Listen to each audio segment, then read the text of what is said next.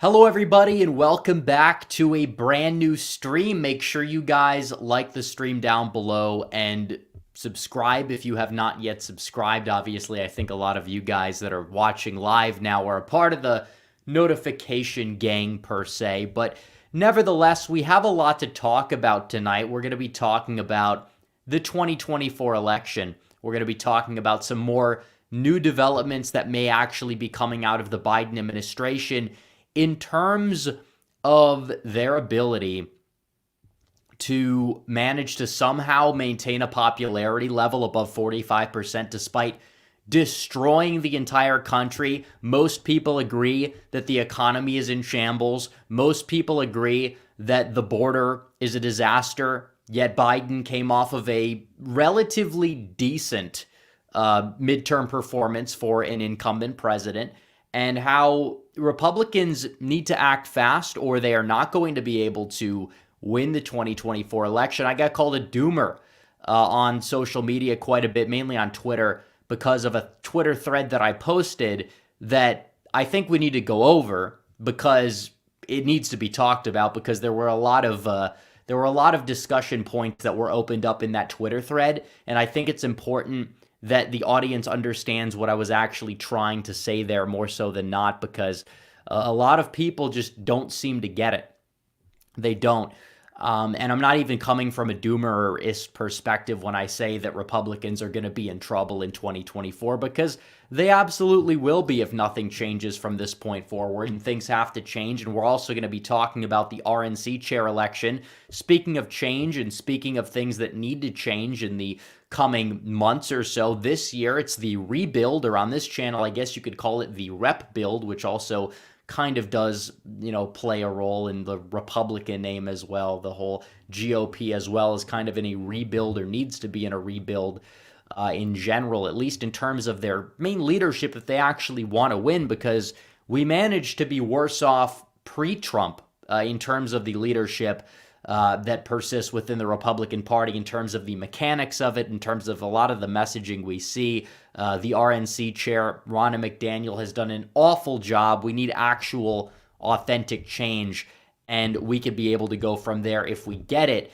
And the public wants change more so than the actual RNC apparatus, which does pose a big divide that we're seeing between the donor class, between the people, the delegates of the RNC, and the actual base. And we'll see if that actually really amounts to anything at the end of the day, or if we actually could get rid of McDaniel. Could she actually lose? It's possible. We'll discuss how it could happen. I'm not saying it's going to happen. Ideally, it will. There needs to be a lot of pressure. And if not, you're going to see massive depression of support, I guess you would say, ahead of 2024, and you don't want to see that. And also, I think we're going to touch a little bit on George Santos in this stream, because he is a very interesting fellow, the representative from a Long Island district on New York. It voted heavily for Biden. However, he won it by a likely margin, and he won it by having a weird barrage of views. Definitely he was carried by the Zeldin wave in New York that saved the House for the Republicans, but it's just interesting to see what took place there, because you have this guy, and he's like from every ethnic minority background imaginable, or maybe not, because he lied about a lot of it. He claims to be gay, might not actually be. And then he has all this interesting past. He says he was a banker at Goldman Sachs. He wasn't. And then he said he went to all of these prestigious colleges in the New York City area. He didn't. There's no evidence of it. And he's being grilled by a lot of people. And you could even say rightfully so, even though I kind of just am apathetic to that. I'm not going to sit here and join this moral outrage mob against George Santos. But you have a lot of Republicans that are calling for him to resign when you have an entire Congress filled with liars who have lied about more egregious things. And we're going to dive into that as well during this stream. We're also going to get to super chats or so. I'm probably going to keep it under, 80 minutes or so on this stream, because, it's Friday night. I know a lot of people are busy, but still we have a decent amount of people in the mix already in chat. We're going to be getting to super chats later on in the stream as well. So, furthermore, we're going to dive into this in terms of 2024, because I put this statement out, and I'm not just talking about Trump v. DeSantis. We can get into that, and I'm sure a lot of you guys are going to be talking about it in chat. I put out a tweet today requesting to debate some of these prominent, only DeSantis people, the neo-never-Trumpers on Twitter, just to bring them back to reality a little bit, because I understand that there's a lot of people that are not in reality right now. I feel like I'm the only sane person at times. And yes, you have some people on the Trump side that fit into that category as well, that think that he's going to win by a landslide. It's like, no, the messaging, not ideal. We have to get back to that. It's possible. But in terms of the trajectory right now, things have to change regardless who the nominee is going to be. And I will say that. But in terms of this, I put out this Twitter thread. And not a lot of people were happy unless they actually understood it, which a lot of people did. I think the silent majority tended to agree with the Twitter thread. But nevertheless, reading it from the top down, I said, I honestly don't see how Biden loses in 2024, sadly. It's very clear that his handlers' governing formula is to mess up extremely bad, which they have done, put a Band-Aid over the gaping wound, which they have done. I guarantee you're going to see a little bit of a minuscule border reform ahead of 2024. You're going to see more like vague America First foreign policy rhetoric that doesn't mean anything. It doesn't actually line up with what Biden's actually done. People are forgetting about the whole Afghanistan thing. Definitely all of that plays a role in this. And also the oil reserve thing with gas prices. Our emergency oil reserves have been absolutely depleted because of the fact that Biden wanted to lower gas prices before the midterm so he could do anything he possibly could do to save Democrat seats in the House, the Senate, governors, etc. And it's clear that that's exactly what he's doing. He's having the appearance of doing something at the right time, and he's able to barely coast by with the 47% approval, which again, not every poll has him at 47. I think the aggregate has him down towards like 44% or so. But for a president that has messed up an extreme amount, that is extremely high. And it should not exactly be that high. There's too many apathetic voters in this country who prefer the status quo. And when Republicans are hammering the same messaging they've been hammering for decades upon decades, socialism, the radical left, and like nothing else, they're not going to be able to go out there and win. You don't have actual fighters. And that doesn't even talk about our election system, which again, Republicans are viewing it like it's the Stone Age. They're viewing it in a way that they should not be viewing it in, regardless if they like it or not. I don't like the system. I don't. It's hell. Election month, nobody likes it, but it's working to their advantage, and we're just sitting back and complaining about it and saying, imagine if the roles were reversed, whatever.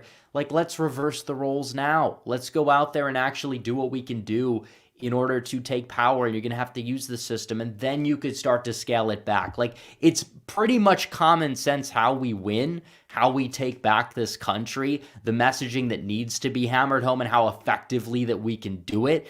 But they're just so incompetent, whether they're a part of the establishment or some people who are, claiming to be anti-establishment and have good intentions, but just don't fully get how to win. They're also, I guess you would say, a part of the problem as well. I want people that are authentic. I want people that are going to actually go out there and be a threat to the system, but also people that want to win and people that are capable of actually winning, regardless of how much the establishment will try to use their power to sabotage them. And this is true. And I also said this, which again is kind of an addendum to this, where I said a lot can change in 2 years' time. It can. But if you have a divided GOP and a GOP that doesn't know how to use the system to their advantage, one that remains stuck on the same messaging for decades upon decades, you're going to have a lot that needs to change to defeat Biden, or he's going to be headed for a win. It's not going to be a big win. It's not. It's going to be a close election. We're a very polarized country, especially if Trump is on the ballot, by the way, because then you are probably going to take Wisconsin and at least remain competitive in a place like Pennsylvania. But still, either way, Biden is going to be headed for a very narrow victory if things don't change. I don't think that that's outlandish. I think it's going to be pretty much up in the air. If Republicans get their act together, they're going to be able to win. If they're not going to get their act together, they're not going to be able to win. It's pretty much that simple. And some people might not like to hear that. It might come off like a doomer take or whatever. I understand that, but we also have to live in reality as well. It's not like we can't win ever again. I'm not saying that. What I'm saying is it's very unlikely. Doesn't matter if you put up Trump or if you put up DeSantis. It really doesn't. Like at this point, Biden's going to be able to be Biden. DeSantis at the national level is extremely unproven. You're fooling yourself if you believe otherwise. He may be a good governor. He may be a good executive. But at the end of the day, if Biden's able to just have the appearance of getting by, like, are the normies really going to be that fazed by it? Are they? Is DeSantis going to be able to like lead this movement that like inspires this massive turnout that's going to be necessary to defeat the status quo, especially in the states that matter? I don't know. Not entirely sure. You might say that he has a better chance at winning Wisconsin than Trump has at winning Arizona or Georgia. And to a large degree, that may actually be true at this point. That's not to say that he's guaranteed to win Wisconsin, though, or that Trump can't win a place like Pennsylvania easier than DeSantis can win a place like Wisconsin, because a lot could change. It depends on the messaging that Trump is bringing to the table. If he's going to have more, America First policy proposals he'll put forward, if he's going to be doing these huge, fiery rallies across the Midwest like he's done in the past, and do a little bit less of the whole NFT stuff or statements that appear like he's attacking the base, even though he may not be.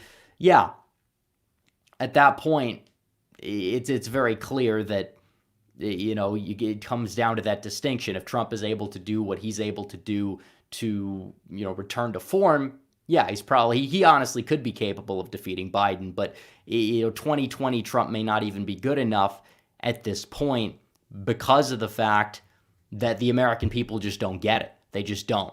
And it's sad that that's the case, but it's just true. And especially with this current election system, because you're going to have to be able to use that to your advantage. If you're able to do that, then yes, Biden with a 45 to 47% approval rating, even if he's going up against Trump, who may be a little bit more unpopular with the general public, Trump would still probably be the favorite if you had, actually an electoral system that was used to the Republicans' advantage. But we've seen little to no evidence of that so far.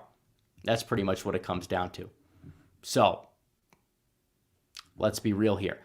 Up next, I also wanted to look at the electoral map, and then we'll get into the RNC race, and then we'll get into super chats, because this is what it comes down to. If you're talking about Arizona and Georgia, Biden has literally, you talk about the changes that have happened to these states demographically over the past couple of years. Just that in and of themselves is going to make it harder for any Republican to win them, not even to mention the whole electoral system. So Republicans are going to have to overcome that, which is possible, but then they're also going to have to win a place like Wisconsin, take Nevada to do it, because if you give them those states, they're going to be able to get to 270. They don't actually need Nevada. Nevada's kind of like useless in terms of the combinations that you'll need to get over that finish line. But either way, it's true. Or you could get Wisconsin, Pennsylvania, and Nevada, which I think would honestly be Trump's best path. Because I don't think DeSantis is taking Michigan. He's not taking Virginia. He's not taking New Mexico. Regardless of how well people may think he'll perform in the suburbs, which is honestly just not as good as even probably Trump in 2016, given trends and demography in these places. So in terms of the whole Trump versus DeSantis debacle, it really does come down to the electoral map at hand, because we agree that Trump is probably not losing some of these deep red states. He's not going to be losing North Carolina even, or Texas, or the states where Republicans did very well in the midterms in. It probably would just come down to Wisconsin, Pennsylvania, and Nevada again. And that's pretty much it. With DeSantis, there's a lot of question marks there. Not saying he can't possibly defeat Biden, but the way that the country is headed, the dangerous direction it's been heading in, you have an open border, you have a destroyed economy, and you see Biden's approval rating on the upswing right now, not exactly a very good thing ahead of 2024. I'm not talking about down ballot. I still expect Republicans to go out there and possibly even hold the House. I think they will take the Senate. They could flip up to, honestly, 5 or 6 Senate seats given how favorable the map is. Now, that's up to. That's the key word. Not saying it will happen. I think they'll get at least 3, probably 4. 5 is on the table just because they get those instant 3. But you look at even GOP messaging in Ohio. Yes, in a presidential year, no matter what, I think Sherrod Brown is nearing DOA. I'm not going to say he's DOA, but he's close to it. And if Republicans are going out there talking about, oh, he's the radical left, it's like, what does that even mean to people? What does the term radical left even mean? A lot of people, it goes over their heads. It does. You're talking about the average voter. Trump spoke to the average voter back in 2016, more so than he's been doing. Obviously, he's still doing it better than most politicians are. But he went out there, he talked about trade. He talked about bringing jobs back. He talked about the American identity and our loss of it. He talked about immigration. Republicans don't do that within the GOP establishment. They don't do it. They rarely touch on the issues that matter in these places, and they lose. That's why they didn't inspire the turnout necessary in Pennsylvania or Michigan or Wisconsin. It's a part of many reasons. It is. It's not even, they'll sit there and they'll blame Trump or Trumpian candidates. They didn't even run Trumpian candidates in Wisconsin. Oh, well, they got the Trump endorsement. It doesn't matter. Trump endorsed Mitt Romney in a primary. Mitt Romney voted to impeach Donald Trump. Is Mitt Romney a Trumpian Republican? Of course not. They don't understand how these things work in the slightest. Tim Michels was weak. He's been a career politician for a while. Regret now endorsing him in the primary, although it's not like Rebecca Kleefisch likely would have done, 4 points better necessary to win. Ron Johnson was supposed to win by 7. He only beat a black nationalist in Wisconsin by not even a point or so. So things have to change, and Ron Johnson's better than most. But in terms of the GOP brand, without Trump on the ticket, they are struggling to win these places, which also does pose a little bit of skepticism on Ron DeSantis' odds in a place like Wisconsin or Pennsylvania in a year where Trump is not on the ballot. It's true. Now, is it possible he could win under the right circumstances? Like I've said in this stream, yes. But is it far from guaranteed? Yes. Is Trump guaranteed to win? No.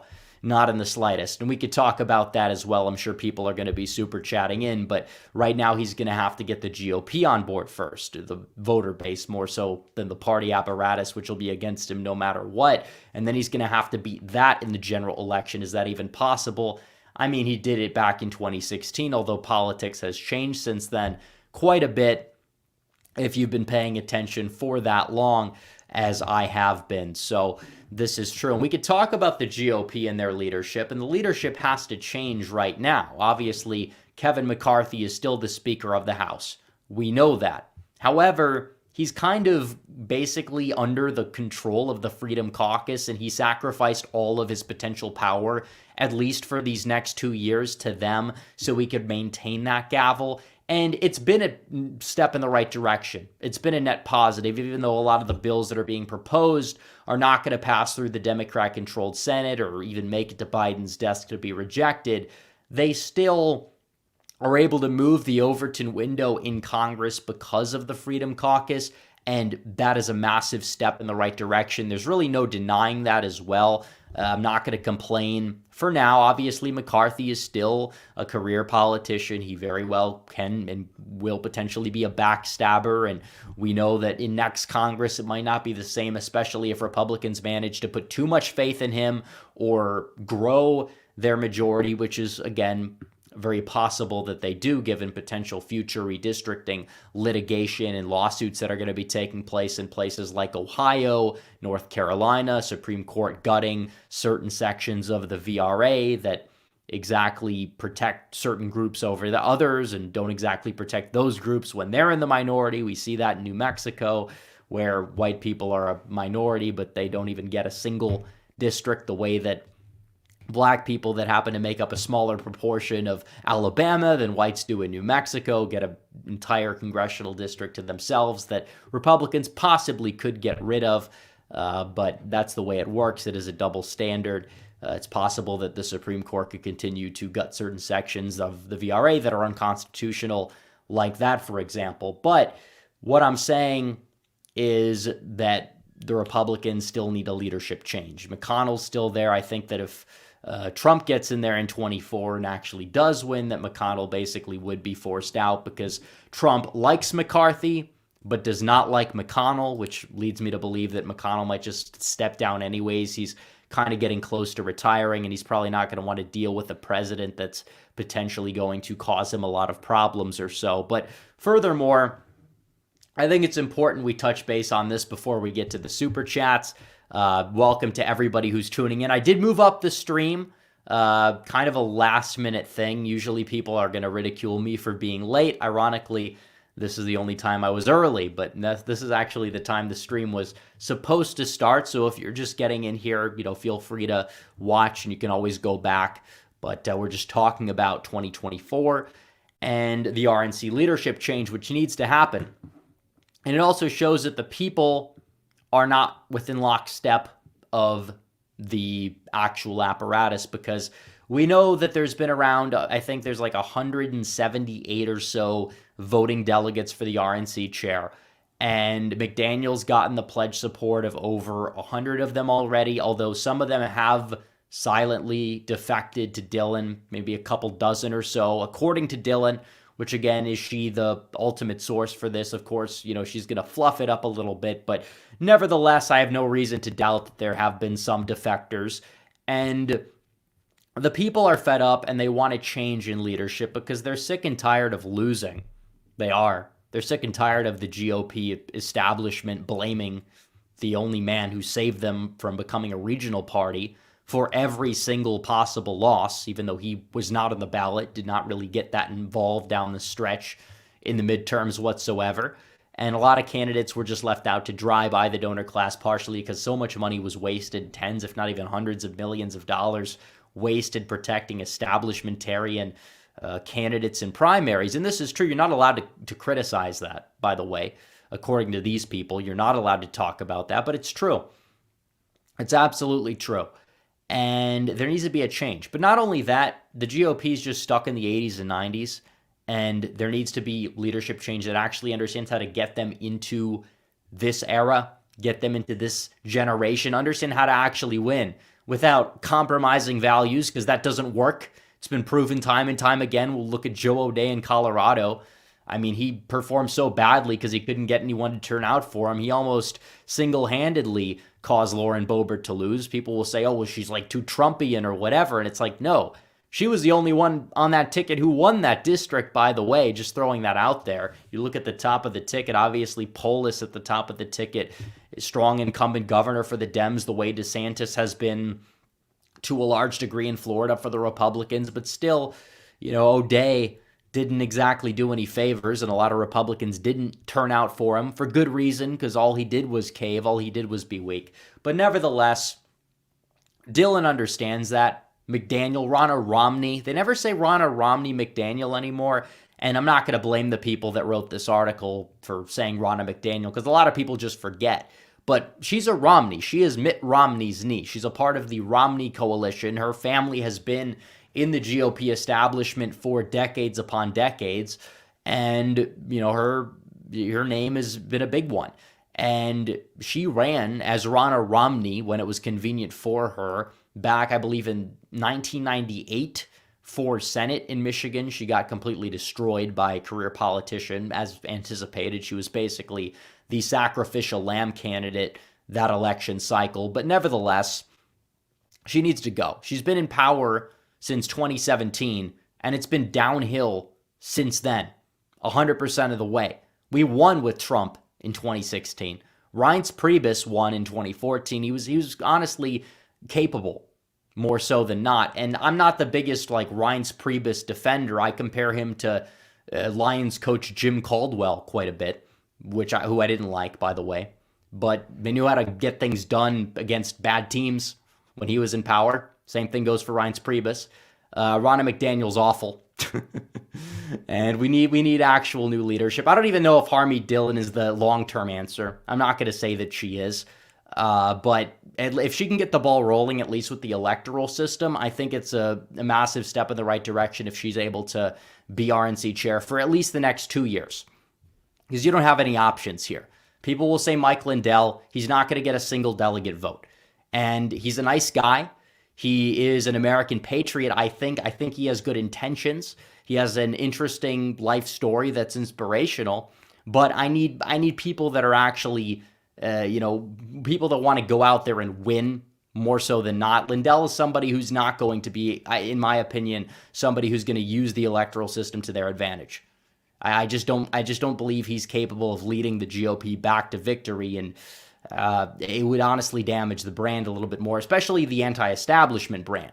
Dylan is somebody who still gets it, but is also capable of winning this election and is capable of leading the party down the line into 2024. I don't know if she's the long-term answer, but compared to McDaniel, or Romney McDaniel, because that's her real name, Ronna Romney McDaniel, she's capable. And she's talked about all of the same issues that I've talked about. Tucker Carlson, she goes on Tucker, she talks about all the same things that I've talked about in terms of the GOP reform, in terms of the way they're viewing messaging to a certain degree. I don't think the whole problem would entirely be fixed under her leadership, but it would be a step in the right direction. And because of the fact that she understands the importance of using the electoral system to the GOP's advantage, I think that in and of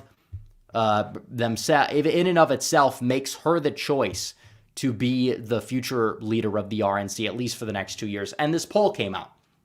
We're finally getting to the article, a little bit of a long-winded rant there. But this is a new poll, and polls have not been that good. But if you're losing 86-14 in a poll, any poll, then you're basically screwed. And I know it's from Trafalgar, which is probably, 2022. They were not the most accurate pollster. Although in GOP primaries, and this is a GOP poll, they were not the worst in the world. And if you're only at 14% support in any poll, regardless of the poll's margin of error, as long as the margin of error is not like 50%, which it's not. I don't know if, it's 2.9%. Even if you want to quadruple that because it's Trafalgar, what does that put her at? Like 26%? Like, that's still abysmal. Kevin McCarthy was like 50-50. This is obvious that Republicans want a change in leadership. Dylan is 86% support. McDaniel's down there at 14. In terms of the voters, the GOP leadership needs to understand this when they vote. Will they? I don't know. I don't have any faith in them. But now Trump is kind of staying neutral, which again could cause Dylan to get some of the more, neo-never-Trumper people that are going to be voting, which you're going to probably need some of those voters in this election to win. That doesn't mean Dylan is never Trump or neo-never Trumper, but it means that she's going to be able to do what she can to win, and then Ron is going to be frozen out, which is a good thing. So we'll see what happens in terms of the leadership election. It's going to be taking place, I believe, on the 27th. I'm going to be doing a video about this, possibly in video essay format, probably by the end of next week. Might come out next Sunday. I think that's when it's going to come out, but it's going to be a good video. And it's true, literally every single time that this woman has been in charge, it's been a futile endeavor. 2022, even if you want to count it as a win, it's not a win. It's a major disappointment. You were supposed to win by 40 or 30 or 40 seats. And what did you win by? You won by 9. That's abysmal. That is an embarrassment. You lost a seat in the Senate. You lost gubernatorial seats. Thankfully, you got upgrades in terms of the NRSC chair, or in terms of who's managing the funding there. You're getting upgrades in terms of the, the RGA chair. You now have Kim Reynolds in charge of that, one of the best governors in the country, instead of weak ice cream man Doug Ducey down there in Arizona, who is out the door there. Thankfully, although his replacement, not very good. Obviously, we know who that is, but either way, it just depends on what happens, because like I said, you're going to need to get, I believe, out of 168 RNC members, you're going to need to get 84. 84 members right there, 84. You're going to have 84 of them voting for you. And McDaniel, or Romney McDaniel, has claimed she has around 100. Does she actually, though? I don't believe so, because you have had a lot of people, because that was before Dylan entered the race. And honestly, Lindell should just step aside. He's not going to win. He's just taking votes away. In fact, his presence in the race, even if he gets a single vote, that's going to be taken away from Dylan. It's basically a vote for McDaniel. So anyone who supports Lindell in chat, just letting you know, we need to actually win this thing. We don't have time to mess around just because we like somebody or because they're like a personality in the media. Just throwing that out there. So, all right, let's get to Super Chats. I think it's about time. We start. We can dive into them. See if I can go up far enough to put the Super Chats on the screen. I might be able to. Let's see. All right, we can. So let's go. Britton J. Orwin says, Trump 2024. Look who's backing DeSantis. Trump can't be bought and paid for. Deep State might find it easier to buy and pay for DeSantis. And that honestly is true. And that's why they're backing him, is because they think that he's, less of a threat to the system because he's been a part of the GOP for, decades upon decades. And he doesn't get attacked the same way. He doesn't get funded against the same way. Charlie Crist was outspent, 10-1? He was outspent by $90 million. That played a role in DeSantis' major victory. Of course, DeSantis has been a great governor. There's no doubt about it. But he had a lot of money. He spent a lot of money, and he won by almost 20 points. Now, that's impressive. I'm not saying it's not. But is it inflated a little bit? Yeah, I mean, if Doug Mastriano outspent his opponent by $90 million instead of getting outspent by $40 million, he probably would have won. Because money talks. Money allows you to set the narrative. If you're being outspent 40-1, the narrative is going to be set against you. You're not going to be able to come back from that in nearly any instance.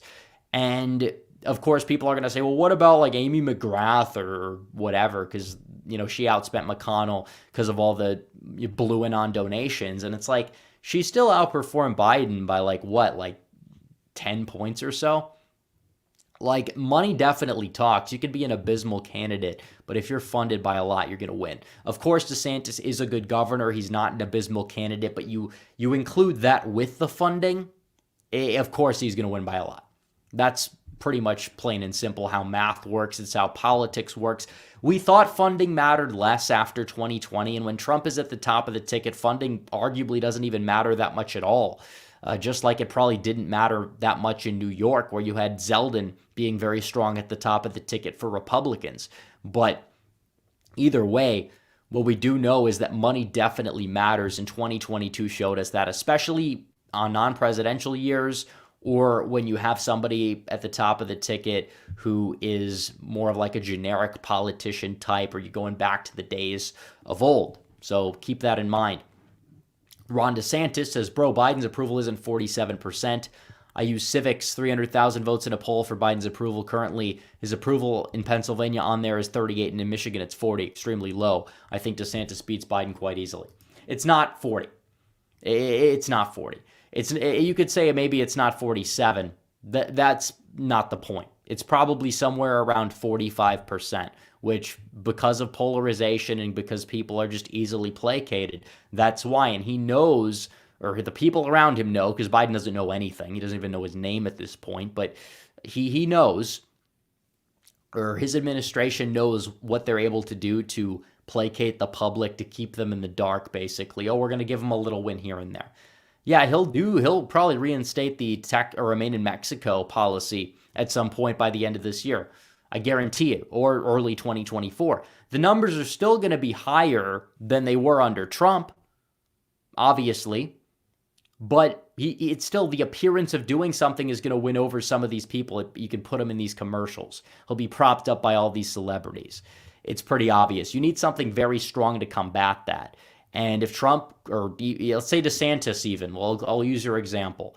DeSantis comes out swinging and he somehow develops a lot more charisma or riz and goes out there and actually talks about issues that matter on the campaign trail, campaigns exactly like 2016 Trump, just watches all of the old rallies and manages to prove himself and honestly tells some of these establishment GOPers to go screw themselves, which, like I said, very skeptical of that actually happening. But if dark DeSantis comes into a reality, yeah, I think he could probably beat Biden. But still, a lot of people are not the biggest fan of the whole career politician thing, especially if you're not as proven. And he'll be attacked on stuff in Pennsylvania, like his past energy stances, like his past trade stances, both of which are not in lockstep with Trumpism. Now, he's governor of Florida. Of course, Trump was against drilling in Florida. But still, to the average voter that sees that attack ad in Pennsylvania, does it exactly matter? I mean, look what happened with John Fetterman. John Fetterman won Pennsylvania by 5 points in 2022. Now, where did that come from? Not entirely sure. But this is what we're dealing with right now. This is what we're dealing with. If Fetterman could win Pennsylvania in a supposedly R+3 national environment, what's going to really, be the selling point for a career politician on the right to go out there and win it? I don't know. You could say Mastriano weighed him down or Shapiro spending, prop Shapiro up, whatever. But still, I don't think it's going to be easy. Not going to be easy. I don't think Michigan's going to be won by Ron DeSantis. Lived in Michigan probably 85-90% of my life. You had a unique Trump appeal because Trump was not a career politician there. Now, some of that appeal may have kind of simmered down because Trump has been more entrenched and people might view him more to be in line with the classic GOP ways of messaging, etc. And obviously you have suburban defectors who don't even see it that way, which kind of proves that it's kind of futile for Trump to sit back there and really cave into the GOP establishment. But he's also got to focus on the right issues too, the issues that actually matter. And that's another thing. Based Alaskan says, I'm tired of people saying the Bernie and Warren appeal to working class voters. Lived in Michigan, and I can say there's nothing appealing about an old hippie and a professor that lives in Cambridge. Yeah, especially Warren. She comes off as very elitist. Speaking of liars, we'll get to George Santos in a minute, but it's absolutely true. I mean, Bernie Sanders won the Michigan primary in 2016 because his name was not Hillary Clinton, and he kind of managed to keep enough composure down the stretch of that primary where he didn't look like the insane person that he truly is. And this is true. He focused on different issues than he focused on in 2020 in the primary back in 2016. Doesn't mean that he was like based or anything like that, but it means that he actually just went out there and was more likable, especially when he was faced up against somebody as unlikable as Hillary Clinton. So Christopher Laurie says, I agree with you on this. The GOP does not understand this is not the same country it was decades ago. People don't have agency. They are sheep. They are. They just don't get it. Honestly, it's sad. I want them to. It's not like I'm dooming for reasons I should not be dooming for, or that I'm concern trolling. This is a problem. I'm not even saying that Republicans can't win in 2024 or elections in the future. But if they don't actually just take note of what happened in 2022 and understand this is crunch time and you need a massive change in leadership, well, yeah, and this is completely irrelevant to the Trump versus DeSantis debate. It doesn't matter who's up there for the Democrats. It could be literally anybody. It could be a vegetable. It could be a skilled politician. They're doing the same. They're doing the same regardless. It's all about mechanics. It really is. I mean, it's true. Brian Kemp wins Georgia by the same margin that the MAGA-aligned lieutenant governor candidate won Georgia by. And he was not an incumbent. He didn't have universal name recognition, wasn't exactly going up against somebody as hated as Stacey Abrams. So, yeah, about that. It's a little bit deeper than who is exactly at the top of the ticket. It matters in terms of how are you navigating the state's election system. I mean, George Santos won. The guy is completely and very insane individual in many ways. And it's kind of funny, and we'll talk about it, but it's true. Ron DeSantis also says his approval on civics in Georgia is 37 and 38 in Arizona. Keep in mind, this is a 300,000 vote poll that adds about 1,000 votes in every day. It's an online poll as well. And you do also have a lot of Democrats who might disapprove because they don't think that he's like far left enough or something. But they're also at the end of the day going to turn out and vote for them. because Democrats know how to use the electoral system to their advantage. It's true. Not a lot of people are really the biggest fans of Biden that voted for him in the first place. It's true. Restored Data says the GOP needs a consistent message from all candidates and be a united party. The Dems have that. No infighting. Primaries as well. Why do we have these competitive primaries? Let's see who's doing well in the polls for a little while and maybe have it go to convention. And the whole party gets behind that candidate. That's what happened in Virginia. That's why you had Youngkin instead of Kirk Cox, who was far weaker on the issues and would have lost to Terry McAuliffe. So it's true. Also get the base out and win over independents in the suburbs and urban areas. That's how you win. Yeah, you have to look to people like Zeldin and DeSantis and see how they did it. And just because there are a lot of people that are bad that support these people doesn't mean that they're like fully bad or anything like that. Zeldin in New York, I probably wouldn't want Zeldin in like even North Carolina, for example, but he ran a very effective, competent campaign for New York and did not stab the base in the back and still got within striking distance. And Youngkin did very well, actually focused on culture war issues, one in Virginia. You see in the state of Florida, DeSantis, he's been like known as this like MAGA governor. And there are caveats to that, but the optics of him are not by the, normie, oh, he's like a GOP establishment member who's being propped up. They're like, oh, he's like the strongman governor. Whether he actually is entirely what some establishment conservative media says about him or not, it doesn't matter. Like the perception among the average Republican voter, they like Trump and DeSantis. That's why you have people saying, not sure if Trump can win. He'll piss off the left too much. We'll go to DeSantis. Well-meaning argument, by the way, not entirely true in reality. Because if DeSantis is really this big threat to the system, you're going to see the same media that attacked Donald Trump start attacking Ron DeSantis in a similar manner. And is he going to know how to respond to it? He's going to have to come back with something better than a flashcard that says the Brandon administration on it. Just saying. That's not even an anti-DeSantis sentiment. That is a clear, constructive point of criticism. And I hold Trump to criticism. I hold DeSantis to criticism.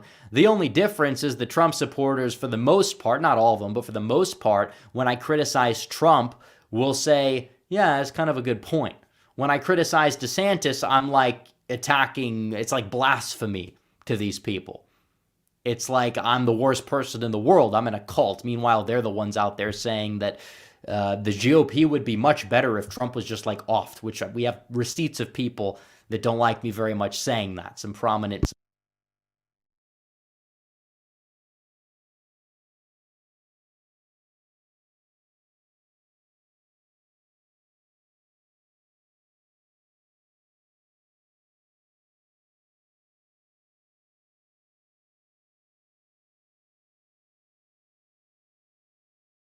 I was muted. Sorry about that. All right, let's put this back up. Sam Madsen said Biden's approval is up because presidents are always more popular in divided government when the most controversial parts of their agenda are being blocked. I think there's some truth to that. I think that it honestly just really depends. I mean, you look at Obama's second term, but you might say that that was more on the fact that he just lost favor with the public for a while. I don't know. I don't know if that's entirely the reason why. I mean, his agenda was being blocked beforehand, by the way, by the Senate. And it's not like Republicans haven't been bending over and giving Biden everything they want, which now they're not, thankfully, because of the standoff, which you're welcome, by the way. Anyone who criticized the standoff looks extremely foolish, regardless of whatever wing of the GOP that they may be on. So, Mole playing rough says Rapp mentioned on a recent video that he's been hearing some suspicious stuff about Anthony Sabatini as of late. Happen to know what these things are. Apparently, he was like a Democrat like before 2015. It's like, who cares? I mean, he gets it now. I mean, he was like one of those probably like populist Dems, disaffected, who came aboard to Trump back in like 2016. I don't know. It doesn't really matter very much, in my opinion. So it's just a psyop. He's an authentic guy. I've met him. He's a fighter. He was screwed by the GOP establishment in the primary for no good reason. They spent like a couple $1 million or so against him. Ridiculous. Ron DeSantis says Biden's approval actually dropped 3% in Pennsylvania this week, so it's going down. It's dropping in other swing states on civics as well. Well, I appreciate the super chats letting me know this. I just feel like civics, it's an online poll, and it need not be trusted. And also, because you have a low approval doesn't necessarily mean that much. Trump also has a low approval. He had like a 38% approval when he won in 2016. His favorability rating is probably now in the low 40s. He still could win with that, by the way, even if Biden's higher. But there are people that disapprove of both. Politicians in general, not that popular overall, but they still manage to get the votes where it counts and when it counts in order to win. And that's the way it is. That's the way it goes. So let's see. No, am I missing any super chats? Hopefully not. Let's see. Let me make sure I didn't miss any when I was scrolling. I did not. Here we go. John S915 says, disappointed to hear that Trump's VP early shortlist is MTG, Tulsi, and it's Stefanik. Who do you think should be his VP in 2024? And also said he's playing into identity politics. Yeah, I don't understand this like feminist nature to Trump in terms of the identity politics thing. It's honestly off-putting. And he did this with the replacement to Ruth Bader Ginsburg. He said it has to be a woman. It's like, just put the best person for the job. I mean, when he said that on the campaign trail, even you had people in the audience saying that he needs to put the best person in there for the job, and rightfully so. Now, that short list is a little bit of an interesting one. Tulsi, I think, is like DeSantis over Trump anyways.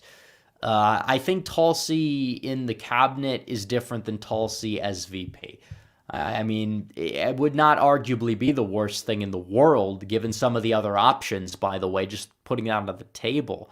But I'm honestly skeptical to believe he would choose Tulsi as VP.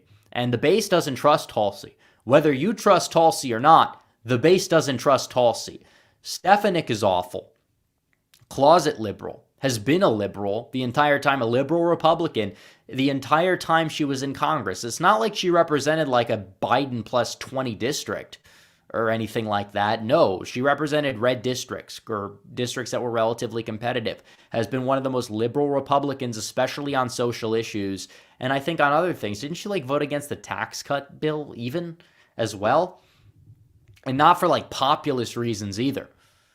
And then you have MTG, who I like, but on the problem now with MTG is the base doesn't even fully trust her because of the McCarthy thing right now.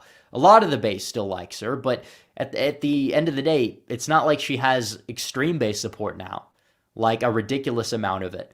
And it's not like she is necessarily going to really win over a lot of independents. I don't think that it would like be electoral suicide the way some other people do. But like, I'd rather have Carrie Lake be the VP than all three of those. I would. And Lake doesn't even hold elected office. But she's very rhetorically talented. And as a VP, what do you have to do well? Debate. She would destroy Kamala Harris on a debate stage, or whoever the VP will be if Biden replaces Kamala, which I don't believe he would. So that's my take on that. And if DeSantis is the nominee and he wants to unify the party, he better pick Carrie Lake as VP, because then he's adding an outsider, somebody who has MAGA base appeal, is from a swing state, and also manages to do very well in the debate and would destroy the opposition there. So, yeah. I said it, and I'm sticking with it. Lions 1956 says, should Kemp run for Senate in 2026? Does he win? At that point, who else are you going to put up there? I think it depends who's in the White House. He could, or maybe he won't. I really believe that it comes down to the fact that it will come down to the national environment for sure, but could he beat John Ossoff? He probably stands the best chance of any Republican, but I don't know. Okay, Ron DeSantis says his approval is low in all these states because his approval with independents is below 33, but in most of these states, his approval is above 90 in all those states. I believe you mean Dem approval? Well, either way, like I said, approval rating does not always translate to actual like people defecting. It doesn't. I'm just throwing that out there. Approval rating, you could even argue, is borderline meaningless if it's like left-leaning independents who oppose a view, or right-leaning independents who are not willing to turn out for an election, which again, maybe they would for Donald Trump. It just depends. I'm just saying you can't use Civics as your baseline because Civics is an online pollster that's been very inaccurate over the years, regardless of whoever was in office, whether if it was Trump in office or whether if it was Biden in office, or whether they were polling like some swing states or whatever. So that's what it comes down to.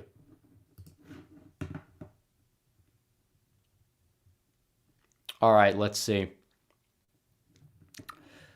We're about 50 minutes in. We'll talk about Santos. We'll get to last minute super chats. This will be the last call for super chats, by the way. Probably going to stream for another 10, 15 minutes or so, and then the stream will be over. So let's see. Okay, here we go. You see this here. More Republicans are calling for George Santos to resign from Congress, who won a Democrat-leaning district, which again is ridiculous because if he resigns, it's going to put a special election up. And what's going to happen at that special election? Democrats are going to gain another seat. Thankfully, Kevin McCarthy, Kevin 2.0, is it happening? I don't know if it's authentic, but even Kevin McCarthy is saying that Santos will remain in Congress. And he has some base tendencies, and he also has some very weird or even liberal positions on things. And he's been all over the place. He's a part of like every ethnic background possible. He initially said, at least he was Brazilian, but he was also Jewish, and he had family members who passed away in 9/11, which allegedly may have not even been the case now because he's like flip-flopped on that as well. And he also is gay, but he had like a relationship with a woman, had a kid with her or something like that. Like, he's all over the place.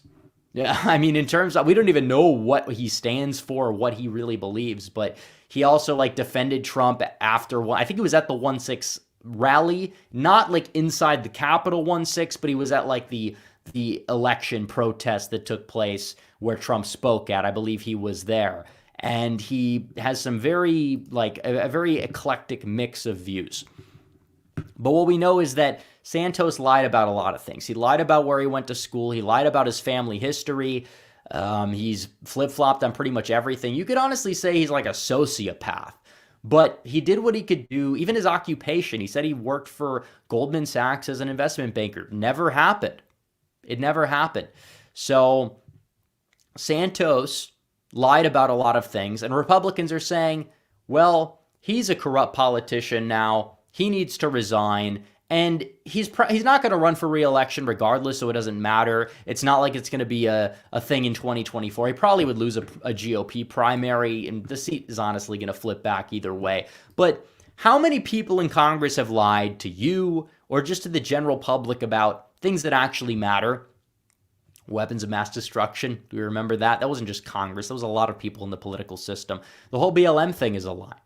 You have people that lie about serious things that cause serious cultural transformations because of their lies. They're destroying this country. But George Santos lying about, his family history, like, it's not even like a corruption or ethics scandal. He's just like a wacky dude who somehow grifted his way into Congress. It's honestly borderline impressive, if not just impressive. Why not just let it happen for the 2 years and let's hope he votes the right way? That's my take on the George Santos stuff. I just don't care. I don't like the guy entirely. I don't trust the guy. He is a liar. But at the end of the day, he might be like one of the most honest people when it comes down to how he leads in Congress, based off of who's actually there. So that's pretty much it. And we'll go from there. We'll go from there. I don't think that that's out of line. Do you guys agree? I think that people should agree. Guy is crazy. I'm not exactly saying that he's like the example of what a congressman should be, but like, whatever. Why am I going to just sit here and do this moral grandstanding routine like a lot of these Republican members of Congress are doing, mainly in the state of New York? There's no reason for why they're doing it right now. There's no reason to throw this guy under the bus when Dems don't throw their people under the bus ever. Elizabeth Warren lied about her ancestry. I don't understand what is any different here. Nothing. I think Santos potentially lying about being homosexual is honestly kind of funny. I don't know why he would. At least he's allegedly bisexual because he has a kid with a woman. Even though you do have your fair share of gay people that do father children with women, but Santos is, honestly, based off of all the other lies he's told, I wouldn't be shocked if he was just using his so-called gay attribute or sexuality, manufactured potentially sexuality to his advantage politically. But the guy's just all over the place. You take everything possible that is off the wall and crazy. Oh, George Santos. George Santos served in World War II. George Santos was there at the Civil War. George Santos is a time traveler. Let the jokes persist, whatever. But George Santos is not the biggest threat to this country, even if he may be weak on some issues politically. That's what I'm saying. I don't even know where he stands politically. He's a sociopathic liar, but it's kind of funny. And why are we going to get this guy to resign when we need the seat? And at least he's good on some issues. And I know people within the New York GOP that can confirm that. I don't think he's ideal or good on all of them. But for a Biden district to have a Republican there in general who at least, I guess you would say, is sympathetic to some of America First ideology to some degree, okay, fine, whatever.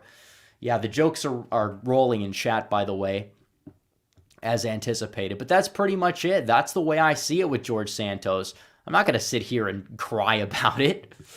Why would you? We have better things to do than virtue signal to the opposition who would never do the same for us. We point out hypocrisy from time to time because we know that they're hypocrites, but they do it in a way that allows them to win. And if they're doing certain things or they're not throwing certain people under the bus, we don't need to be throwing certain people under the bus either. We need to be the ones that go out there and have teeth for once. Have teeth. Honestly, my criticisms of George Santos are that he's weak on a few issues. That's what the criticism should be. And yes, obviously he's a wacky guy and he's not going to be in Congress 2 years from now, but I'm not going to sit here and act like it's okay. We have a green screen issue. There we go. It should be fixed now. So, let's see. Okay. There we go. Just give me a second, guys. This is going to take a minute.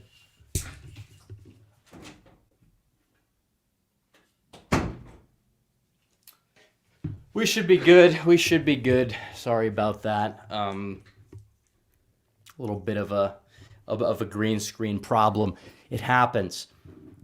History guy says if Biden wins in 2024, could the GOP have a red wave in 26? Could Ron Ketty win New Mexico? Young can beat Warner, James V. Peterson. Could Collins hold in Maine? Well, Collins probably will hold in Maine, and I'm not a big Collins fan or anything like that, but let's be real. Biden took power in 2021 in January, and the GOP did not have a red wave in 2022. So if nothing changes, there's not going to be a red wave. Absolutely ever. So they're going to have to change. They had a golden opportunity and they blew it. For what? It's embarrassing. All right, let's see this. Christopher Laurie says, to be honest, the GOP needs to get the base out and vote. The obsessions with moderates is futile. Chasing moderates while stabbing the base in the back and we lose. Yeah, I mean, and this is true. And they'll say, well, 2022 proves that strategy doesn't work. And it's okay, but the people that did well didn't sit there and pander to moderates. Ron DeSantis, who they support for president, by the way, didn't sit there in 2022 and pander to moderates. He said Florida is where woke goes to die. And then he went out there and he used, his power to get things done while he was an incumbent, and it worked out to his advantage. And Zeldin focused on crime. You're not allowed to talk about crime. You get called racist if you talk about crime. He didn't care. And he was in New York, and he almost flipped New York, a state that Biden won by 23 percentage points. So if you think that you're going to sit there and obsess about moderates and win, look at Joe O'Dea in Colorado. It's about the divide within the party, these divisive primaries, the mechanics, etc. there are legitimate criticisms about certain state parties, even state parties that we like the ideas of, like Arizona. Obviously, that, like I said, if they prioritized pre-election voting, you would not have had enough. You would not have enough possible Maricopa-ness to make a difference, is what I'm trying to say. And this is true. It's all about the mechanics. You could sit there and you could blame a lot of people and a lot of things like Maricopa-ness, for example, but still, like I said, mechanics matter too, and in some states it's less of a factor for obvious reasons because the mechanics are better. And that's why the red wave looked like a weird scattery thing on the map. And we got to take responsibility where we can. We can't, if certain things are going to be outside of our control, how do we work within the current electoral system in order to actually win? That's what it comes down to. Dollar for dollar says what will happen to Florida when DeSantis leaves. Well, you have a very, very good state party. Now, if DeSantis becomes president, if he does somehow get the nomination and wins in 2024, then Florida is going to have a weaker governor, a lieutenant governor who is kind of like just your generic Republican, which again, being like a generic Republican governor or whatever should be enough to keep Florida red, but it's not going to ensure it's going to be red 20, 30 years down the line. I will say that. So here we see, we have a lot of Santos people in chat talking about Santos. It's kind of funny. But yeah, exactly. That's what I'm saying. Like, it's honestly comedic. It's not something where we sit back here and say, oh, this guy is like evil. It's like, no. It's like, leave it alone. But yeah. All right, any last call for super chats? It's going to be right now. I'll also read some of the regular chat because it feels like it's been a while since we've gotten back to regular chat. So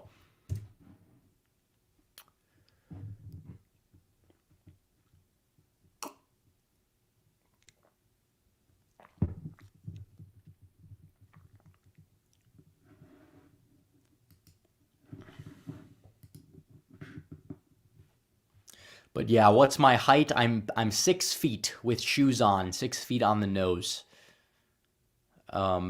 It's true. Just a little bit under without the shoes on, but pretty close. Rounding up, it would be 6 feet regardless. Let's see. Kim Reynolds for VP. I mean, I wouldn't be opposed.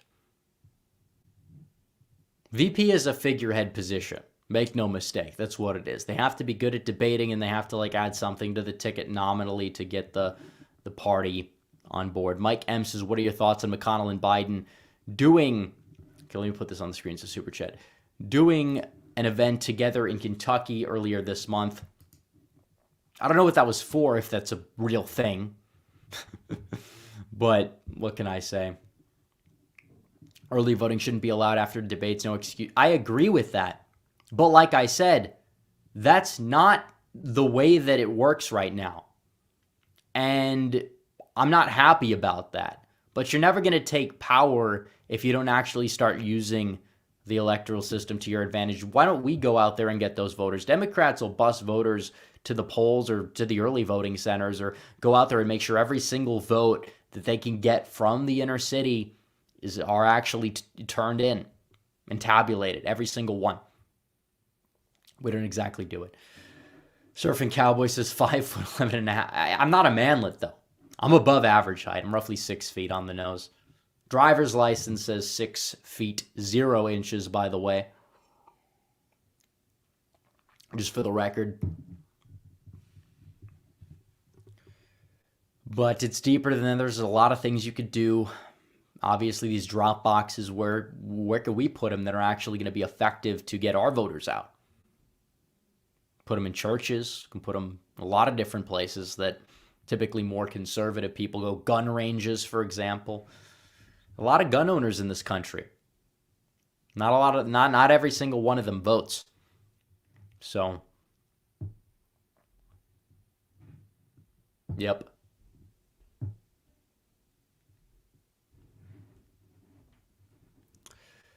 All right, I think we're gonna end it in about a minute or so. Favorite city in Texas? That's a good question. Honestly, I don't know. It's a good one.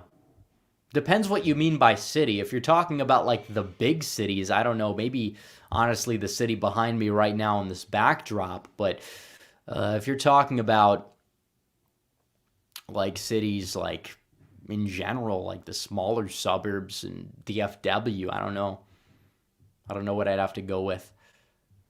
Um, South Lake is nice, obviously, but